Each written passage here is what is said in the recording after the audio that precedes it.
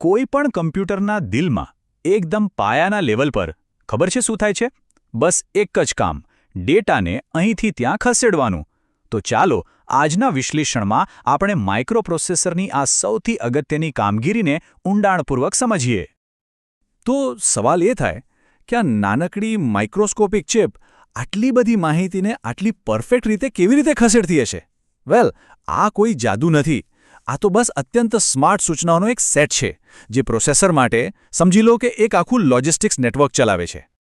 તો આ આખી પ્રોસેસને સમજવા માટે આપણે 4 મુખ્ય વસ્તુઓ પર નજર કરીશું. પહેલા, ડેટા ટ્રાન્સફરનો પરિચય. પછી બાહ્ય રેમમાંથી ડેટા કેવી રીતે આવે જાય એ જોઈશું. એના પછી કોડ મેમરીની મૂવમેન્ટ અને સ્ટેક મેમરીનો ઓપરેશન સમજીશું. અને છેલ્લે ડેટા એક્સચેન્જ પર વાત કરીશું. ઓકે, તો ચાલો શરૂ કરીએ સૌથી પહેલા પોઈન્ટથી, ડેટા ટ્રાન્સફરના એકદમ બેઝિક સિદ્ધાંતથી. કારણ કે જુઓ, કોઈ પણ ગણતરી કરવી હોય કે પ્રોસેસ કરવી હોય, સૌથી પહેલી શરત શું? સાચો ડેટા સાચી જગ્યાએ હોવો જ જોઈએ. અને અહીં એક મજાની વાત કહું, આ જે સૂચનાઓ છે ને, એ ડેટાને જરા પણ બદલતી નથી. એ તો બસ એક સ્માર્ટ કુરિયર સર્વિસ જેવી છે. એનું કામ ખાલી માહિતીનું પેકેટ એક એડ્રેસ પરથી ઉઠાવીને બીજા એડ્રેસ પર પહોંચાડવાનું છે. પેકેટને ખોલ્યા વગર, એમાં શું છે એ જોયા વગર. ચાલો, હવે આપણે પહેલા પ્રકારની મૂવમેન્ટ પર જઈએ. આ એ મૂવમેન્ટ છે જ્યાં પ્રોસેસર પોતાના કાર્યક્ષેત્રની બહાર, એટલે કે એક્સટર્નલ રેમ સાથે કમ્યુનિકેટ કરે છે. આખી કામગીરીનું સેન્ટર પોઈન્ટ છે એક્યુમ્યુલેટર. તમે એને પ્રોસેસરની મેઇન વર્ક ડેસ્ક સમજી શકો છો. બહારથી કોઈ પણ ડેટા આવે એ પહેલાં આ ડેસ્ક પર જ આવે, અને અહીંથી જ એને બહાર મોકલવામાં આવે છે. બધું અહીંથી જ હેન્ડલ થાય છે. અને પ્રોગ્રામર્સનું કામ સહેલું કરવા માટે આ સૂચનાઓના નામમાં જ એમનો મતલબ છુપાયેલો છે.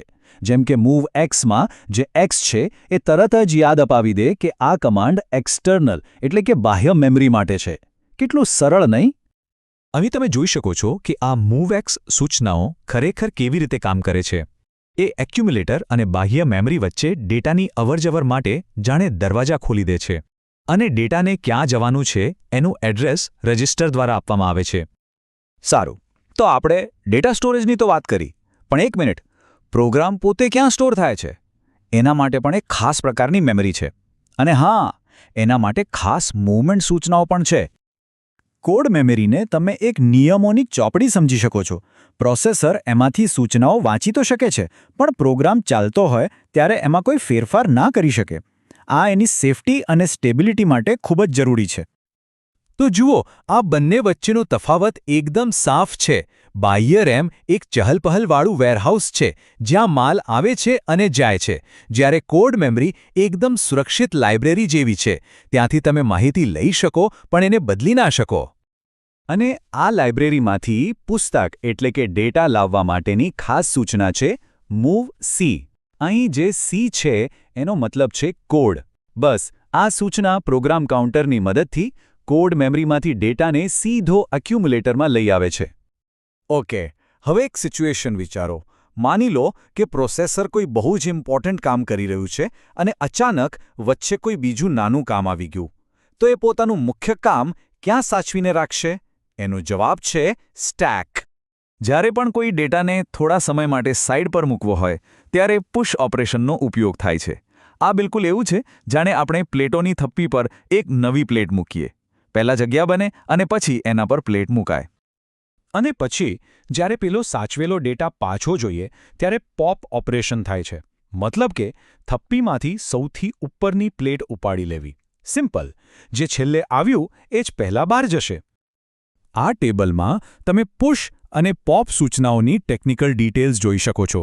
આ બતાવે છે કે આ ઓપરેશન દેખાવમાં ભલે સરળ હોય, પણ કેટલા પાવરફુલ છે. અત્યાર સુધી આપણે શું જોયું? ડેટાને એક જગ્યાએથી બીજી જગ્યાએ કોપી કરવાનું. પણ ધારો કે આપણે ડેટાની અદલાબદલી કરવી હોય તો? મતલબ કે સ્વોપ કરવું હોય તો? વેલ, એના માટે પણ એક ખાસ સૂચના છે. આ એક્સચેન્જ સૂચનાઓ છે ને, એ ખાલી ડેટાને કોપી નથી કરતી. એ તો ખરેખર 2 ડબ્બામાં રહેલી વસ્તુઓની આપ-લે કરે છે. સમજી લો કે આ એક જ સમયે ચાલતો ટુ-વે ટ્રાફિક છે. એકદમ સરળ ભાષામાં કહીએ તો આ એક્સએચ કમાન્ડ 2 હાથ જેવું કામ કરે છે. એક સમયે એક હાથમાંથી વસ્તુ લઈને બીજા હાથમાં મૂકે છે અને બીજા હાથની વસ્તુ પહેલા હાથમાં.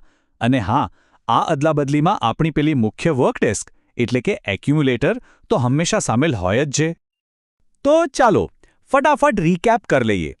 આ છે પ્રોસેસરના 4 સ્પેશિયલિસ્ટ મૂવર્સ. મૂવેક્સ છે બહારના ડેટા માટે, મોબસી છે પ્રોગ્રામ કોડ માટે, પુશ અને પોપ છે ટેમ્પરરી સ્ટોરેજ માટે અને એક્સસીએચ છે ડેટાની અદલાબદલી માટે. ક્લિયર? અને હવે અંતમાં એક વિચારવા જેવો સવાલ. આપણે રોજ જે મોટા કોમ્પ્લેક્સ સોફ્ટવેર અને એપ્સ વાપરીએ છીએ એ બધું જ આ એકદમ સિમ્પલ પાયાની સૂચનાઓના કરોડો અબજો કોમ્બિનેશન્સથી બનેલું છે. તો વિચારો, આ નાનકડી ઈંટોથી આટલી મોટી ડિજિટલ ઇમારતો કેવી રીતે બનતી હશે?